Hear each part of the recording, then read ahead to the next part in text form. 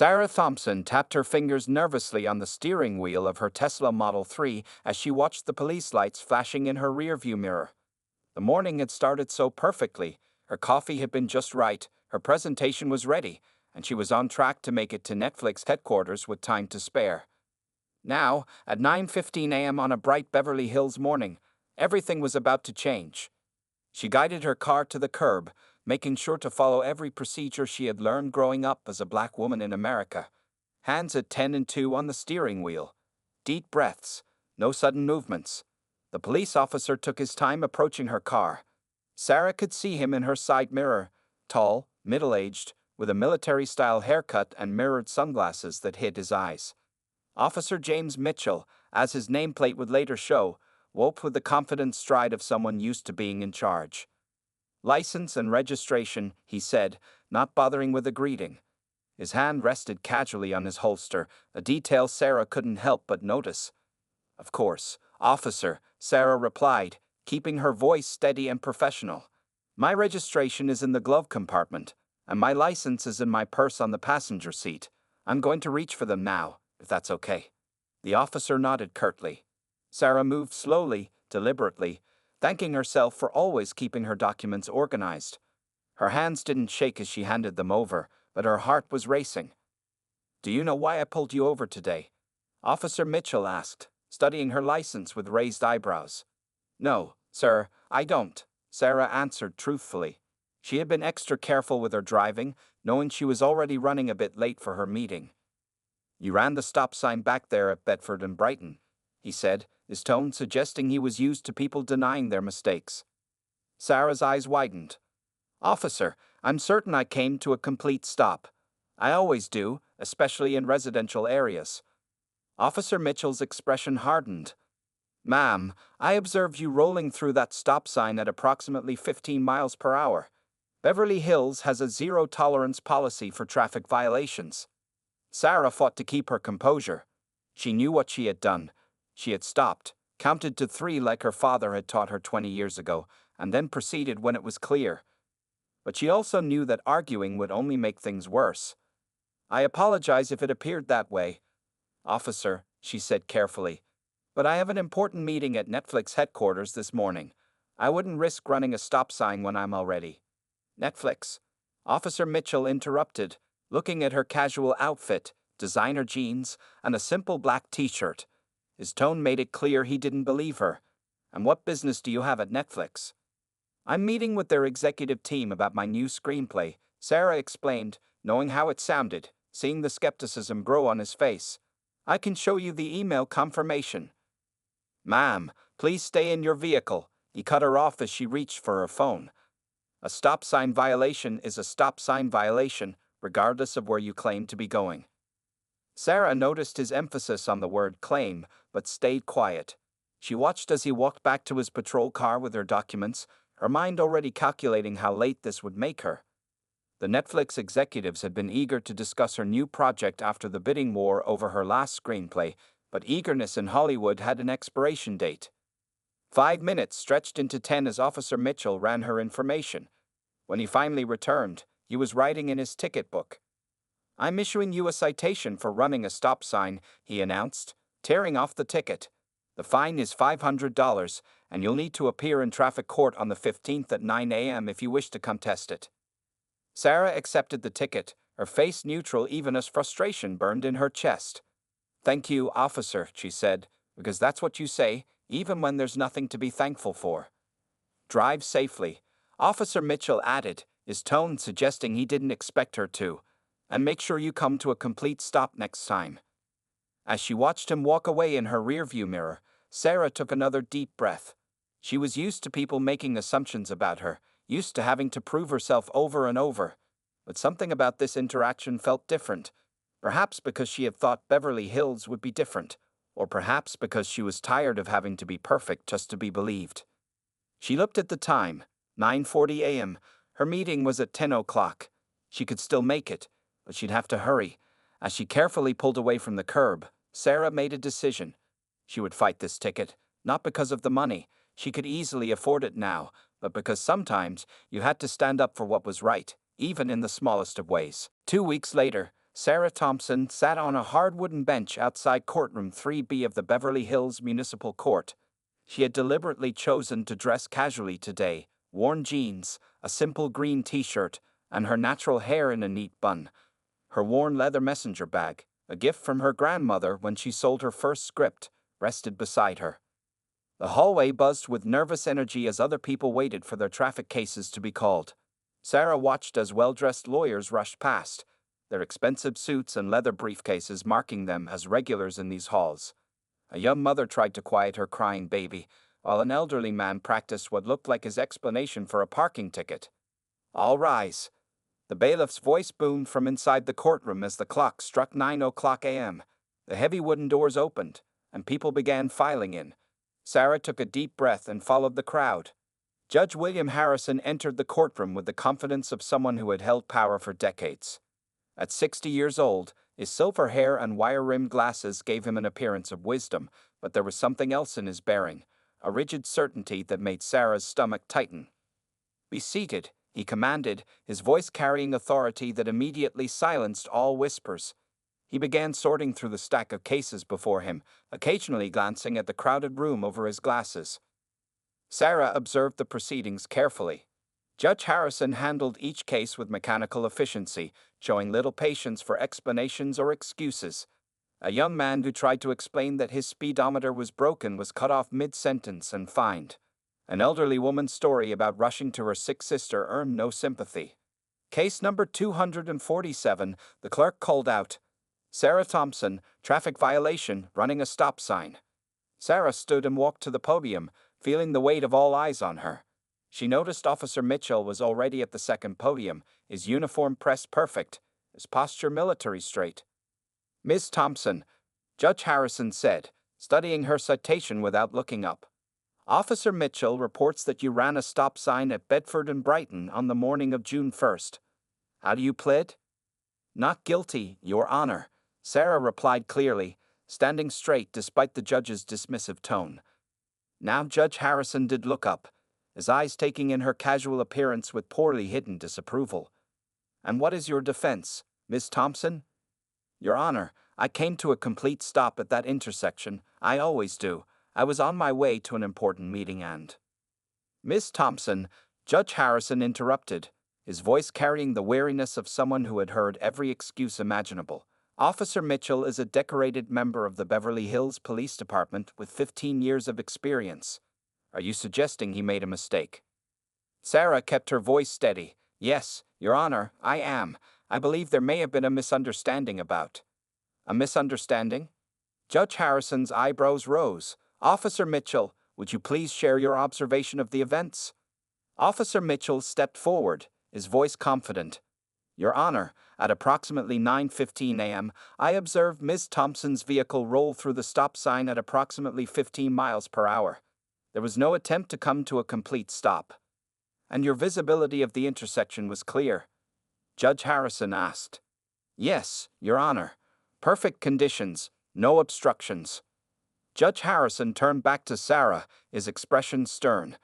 "Ms. Thompson, this court takes traffic violations very seriously. Stop signs are not suggestions. They exist to protect our community, including children who walk to school in that area." Sarah felt her frustration rising but kept her voice level. "I understand that, Your Honor. I would never endanger anyone's safety. I have evidence on my phone, a notification from my car's safety system that records complete stops." "Miss Thompson," Judge Harrison cut her off again, his patience clearly wearing thin. "This court is not interested in unreliable technology excuses. The fact is, we have the testimony of an experienced officer against your word." The way he said "your word" made Sarah's spine stiffen. She had heard that tone before, in pitch meetings where executives couldn't believe she'd written her scripts, in restaurants where hosts assumed she couldn't afford the menu, in stores where security guards followed her a little too closely. "Given your lack of prior violations," Judge Harrison continued, shuffling papers on his desk, "I'm inclined to impose the standard fine of $500. Consider this a learning experience about respecting our traffic laws." Sarah reached into her messenger bag for her wallet, accidentally knocking it over in the process. The contents spilled across the courtroom floor, her laptop, several screenwriting magazines, and the latest issue of The Hollywood Reporter with her face on the cover. The courtroom buzzed with whispers as Sarah knelt to gather her belongings. The Hollywood Reporter lay face up on the floor, its glossy cover catching the fluorescent lights. But Judge Harrison hadn't noticed yet. He was still writing in his ledger, his reading glasses perched on the end of his nose. "Miss Thompson," he said without looking up, "please maintain order in my courtroom. This is not a place for dramatic displays." Sarah quietly collected her things, tucking the magazines back into her bag. She could hear the murmurs growing louder as people in the gallery began pulling out their phones, their fingers moving quickly across screens. A young law clerk's eyes widened as she looked at her phone, then back at Sarah, then at her phone again. "Your Honor," Sarah began again, her voice stronger now. "I'd like to explain my situation more fully if you'd allow it." Judge Harrison sighed heavily, removing his glasses and fixing Sarah with a stern look. "Miss Thompson, I've heard enough excuses today. This is a simple matter of law and order. You violated a traffic regulation, and now you must face the consequences." He shuffled some papers on his desk, his movements deliberate and dismissive. "In fact, your continued attempts to avoid responsibility only convince me that perhaps the minimum fine isn't sufficient. Perhaps a stronger message is needed." The bailiff, who had been looking at his own phone, suddenly coughed loudly. He took a few steps toward the judge's bench, as if wanting to say something, but protocol kept him silent. "Your Honor, if I could just..." Sarah tried once more. "Miss Thompson," Judge Harrison's voice rose slightly, showing his first crack of irritation. "Your persistence is not helping your case. In fact, it's becoming borderline contempt of court." Sarah stood her ground, her hand resting on her messenger bag. She could feel the weight of her latest script inside, the one Netflix had just paid 7 figures for, the one that had sparked a bidding war between major studios. The irony of the situation wasn't lost on her.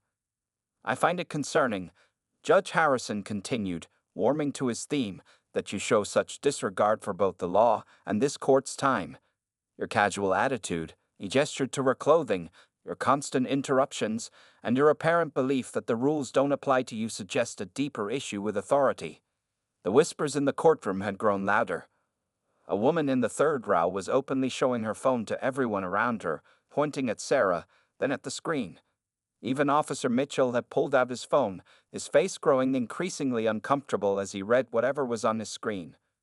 "Therefore," Judge Harrison announced, his voice carrying the weight of authority he'd wielded for decades, "I am imposing not only the standard $500 fine, but also mandating attendance at a traffic safety course.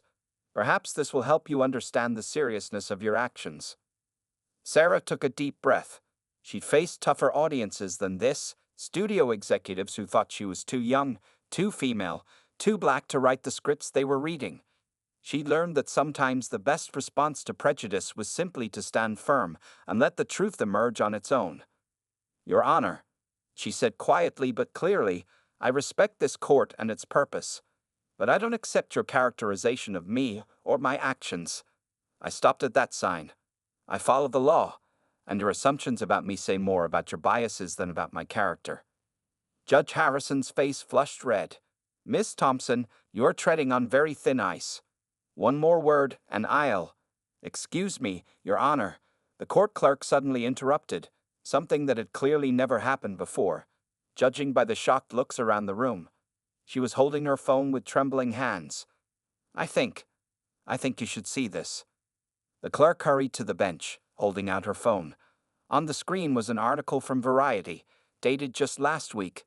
Sarah Thompson's historic deal, from self-taught screenwriter to Hollywood power player. Judge Harrison's face went from red to pale as he read, his eyes darting between the phone and Sarah. The courtroom had gone completely silent now, every eye fixed on this moment of revelation. Furthermore, Sarah continued in the silence, her voice steady. "My Tesla Model 3 has a built-in security system that records all stops and starts. I have the data right here showing that I came to a complete stop for exactly 3.5 seconds at that intersection.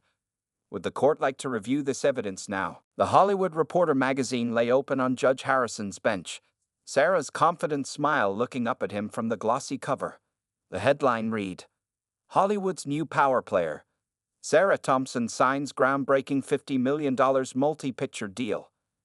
Judge Harrison's hands trembled slightly as he picked up the magazine. The courtroom remained eerily quiet, the kind of silence that falls when everything changes in an instant. Even the usual shuffling of papers and whispered conversations had stopped. "Miss Thompson," he began, his voice notably softer than before, "I see that is to say, this article suggests." "Yes, Your Honor," Sarah replied calmly. "As I was trying to explain earlier, I was on my way to Netflix headquarters that morning for a meeting about my new screenplay. A meeting that, unfortunately, I was late for because of this traffic stop."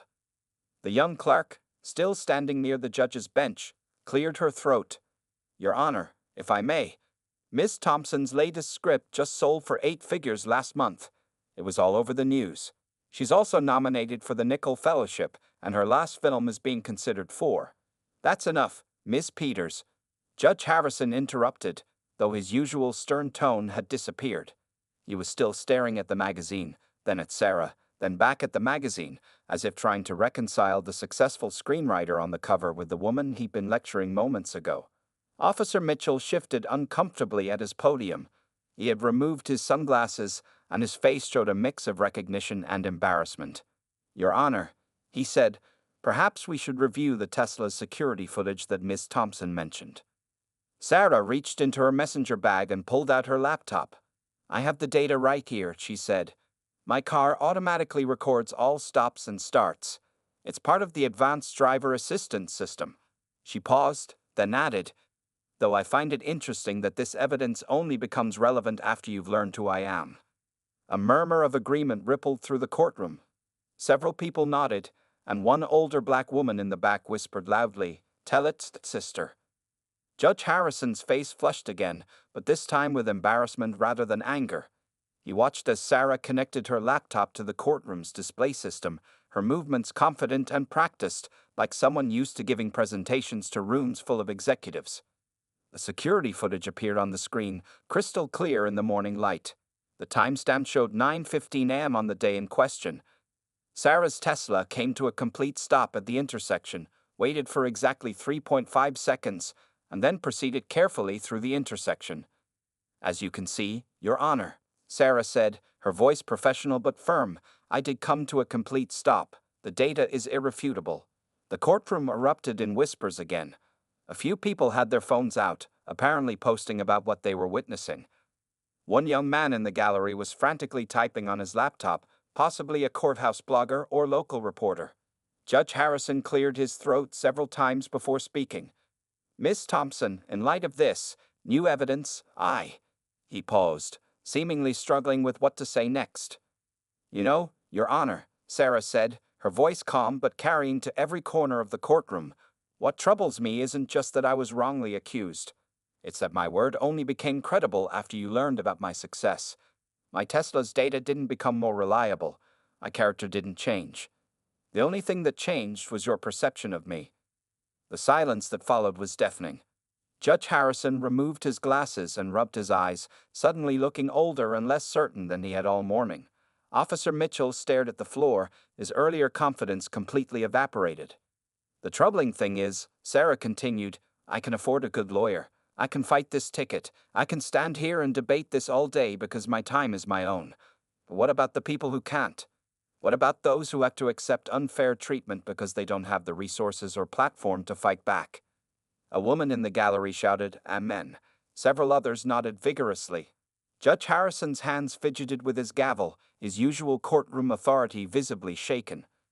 The Hollywood Reporter still lay open on his bench, Sarah's success story a silent rebuke to his earlier assumptions. The contrast between how he treated her minutes ago and the reality of who she was hung in the air like an unspoken judgment. The atmosphere in courtroom 3B had transformed completely. Gone was the stern silence that usually filled Judge Harrison's domain. Instead, phones buzzed as people Googled Sarah's name, and excited whispers bounced off the wooden walls. "Oh my God," she wrote, "Midnight Dreams." A young woman in the second row whispered loudly to her friend, "My whole family cried watching that movie." Sarah remained standing at the podium, her posture relaxed but dignified. She watched as more people discovered her work, the faces changing from curiosity to amazement. A law student sitting in the front row was showing her phone to others, displaying an article about the record-breaking deal Sarah had just signed with Universal Studios. Judge Harrison tried to restore order by tapping his gavel, but the sound seemed weaker than before, almost hesitant. "Order," he said, his voice lacking its earlier authority. "Please maintain order in the court." The bailiff, who had been reading something on his phone, suddenly approached the bench. "Your Honor," he said quietly, but in the hushed courtroom his words carried. "There's something else you should see." He handed the judge his phone, showing a live Twitter feed where hashtag Sarah Thompson was already trending. Officer Mitchell shifted uncomfortably at his podium. "Your Honor, if I may speak?" he asked, his confident demeanor from earlier completely gone. "Perhaps I should review my notes from that morning again. It's possible that from my angle, I might have misinterpreted what I saw." Sarah turned to look at him, one eyebrow raised. "Officer Mitchell, are you saying you might have been mistaken? Just like that? What exactly has changed since you were so certain of what you saw 15 minutes ago?" The officer's face reddened, and he looked down at his boots. Some people in the gallery nodded in agreement with Sarah's point, while others continued sharing her achievements on their phones. "Did you know," a man in a business suit announced to no one in particular, "that her last script started a bidding war between 5 major studios? Says here it sold for $12 million. Judge Harrison cleared his throat. "Miss Thompson," he began, his tone notably different from his earlier harsh judgment, "in light of the additional evidence you presented, and Officer Mitchell's willingness to review his observation, perhaps we should." "Your Honor," Sarah interrupted politely but firmly, "I'd like to know which evidence you're referring to. Is it the Tesla's security footage that shows I made a complete stop? Evidence I mentioned when I first walked in? Or is it the magazine covers and news articles about my success? Because only one of those things actually proves whether I stopped at that sign." The courtroom fell silent again, but this time it was a different kind of silence, heavy with understanding and discomfort. Even the clerk had stopped shuffling papers, watching the scene unfold with wide eyes. A middle-aged black woman in the gallery stood up. "I've been coming to this courthouse for 20 years, she said clearly. "Never seen a traffic ticket case get reversed so fast. Funny how that works, isn't it?" More murmurs of agreement filled the room. Judge Harrison's face showed a mix of emotions, embarrassment, discomfort, and something that might have been the beginning of understanding. "I have another meeting at Netflix this afternoon," Sarah continued, her voice calm but carrying a weight that held everyone's attention. "They're interested in a new series I'm developing about justice in America, about how it changes depending on who you are, what you wear, or how much money you make. I think I just found the perfect opening scene." The young law clerk couldn't suppress a small laugh, quickly turning it into a cough when Judge Harrison looked her way, but even the judge's stern glance lacked its usual force. "Miss Thompson," he tried again, "clearly this has been a misunderstanding. Perhaps we should." "A misunderstanding?" Sarah raised her eyebrows. "No, Your Honor. What happened here today wasn't a misunderstanding. It was a perfect example of how justice works differently depending on who people think you are. The only misunderstanding was your assumption about who I was when I walked into your courtroom." The gallery burst into spontaneous applause, which even the bailiff's shouts for order couldn't completely silence. Judge William Harrison sat in his chambers during the court's lunch break, his untouched sandwich growing warm on his desk. The morning's events played over and over in his mind like a movie he couldn't stop watching. 30 years on the bench, and never had he felt so shaken, so exposed. His computer screen showed multiple open tabs, articles about Sarah Thompson, reviews of her films, interviews where she spoke about breaking barriers in Hollywood. The more he read, the heavier his heart felt. How many others had he judged unfairly over the years? How many times had he allowed his first impressions to override justice? A knock on his door interrupted his thoughts. "Come in," he called out, his voice lacking its usual authority. Sandra Peters, his court clerk for the past 5 years, entered with a stack of papers, but instead of placing them on his desk as usual, she hesitated. "Your Honor," she began carefully, "I pulled the statistics you asked for." She placed a report on his desk. "It's a breakdown of traffic violation judgments in your court over the past year, organized by demographic information." Judge Harrison picked up the report with trembling hands. The numbers were clear, stark, and damning. The patterns of his bias lay bare in black and white. Higher fines, stricter sentences, less likelihood of dismissal for certain groups. He had always prided himself on being fair, on following the law. But the numbers told a different story. "There's something else," Sandra said, pulling out her phone. She showed him a social media post that was going viral. Someone in the courtroom had recorded part of Sarah Thompson's speech and posted it online. The comments section was filled with similar stories. People sharing their own experiences of being judged unfairly in courtrooms across the country. "It's been shared over 50,000 times in just 2 hours," Sandra explained quietly. The judge removed his glasses and rubbed his tired eyes. "Sandra, how long have you worked with me?" "5 years, Your Honor." "And in all that time, did you ever notice? Did you ever try to tell me?" Sandra straightened her spine. "Your Honor, I've seen patterns, but it's not easy for a clerk to tell a judge that his judgments might be influenced by bias." Outside his chamber windows, he could hear the usual bustle of the courthouse, voices, footsteps, the distant sound of a gavel. But now each sound carried a new weight. How many lives had been affected by his assumptions? How many people had left his courtroom feeling exactly as he'd made Sarah Thompson feel before he knew who she was? He turned back to his computer and clicked play on a video interview with Sarah. She was speaking about her journey from a small town to Hollywood success, about the obstacles she'd faced, about the importance of being judged by your work rather than your appearance. "Sandra," he said finally, "please ask Officer Mitchell to come to my chambers. And then I need you to help me set up a meeting with the Court Administration Committee." "The committee?" Sandra asked, surprised. "What should I tell them it's regarding?" Judge Harrison looked at the statistical report again. "Tell them it's about implementing mandatory bias training for all court officials, starting with me." Just then, his phone buzzed with a news alert. A major entertainment website had already published an article about the morning's events. Award-winning screenwriter exposes courtroom bias in dramatic traffic court confrontation. The judge clicked on the article, forcing himself to read every word. The comments section was filling up rapidly with people sharing similar experiences, stories of being dismissed, disbelieved, or treated harshly based on their appearance, race, or economic status. A second knock on his door announced Officer Mitchell's arrival. The officer entered, looking as uncomfortable as the judge felt. "Officer Mitchell," Judge Harrison began, "please sit down. We need to review something." He turned his computer screen to show the Tesla's security footage that Sarah had presented. "And after that, we need to have a serious discussion about observation bias in traffic stops." The officer nodded slowly, his usual confident demeanor replaced with genuine reflection. "Yes, Your Honor, I've been doing some thinking about that myself." Judge Harrison looked at the Hollywood Reporter magazine still on his desk, Sarah's accomplished smile a reminder of his momentous error in judgment. "Officer Mitchell, today we were both taught a valuable lesson. The question is, what are we going to do about it?" The afternoon session of court would begin in 30 minutes. But for the first time in 30 years, Judge William Harrison wasn't sure he deserved to put on his robes. When court resumed after lunch, the gallery was packed. Word had spread through the courthouse, and now lawyers, clerks, and even judges from other courtrooms had found excuses to squeeze into Judge Harrison's courtroom. The usual afternoon traffic cases had been moved to another courtroom. Sarah Thompson stood at the podium again, but this time the atmosphere was completely different. Gone were the dismissive glances and impatient sighs. Every eye in the room watched her with respect and anticipation.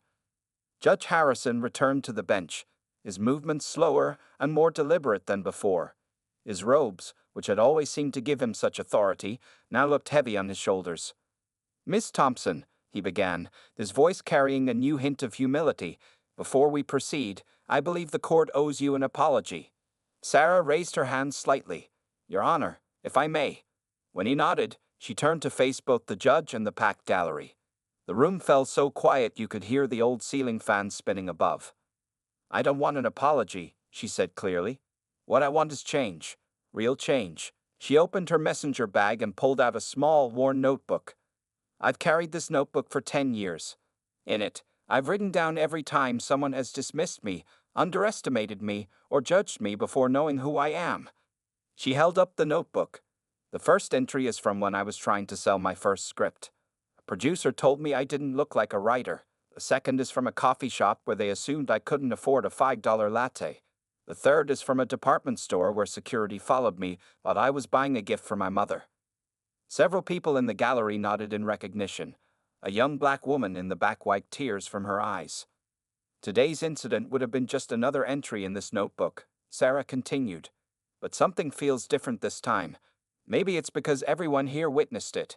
Maybe it's because social media has given it a life of its own. Or maybe it's because for once, someone in authority, she looked directly at Judge Harrison, seems willing to acknowledge the problem.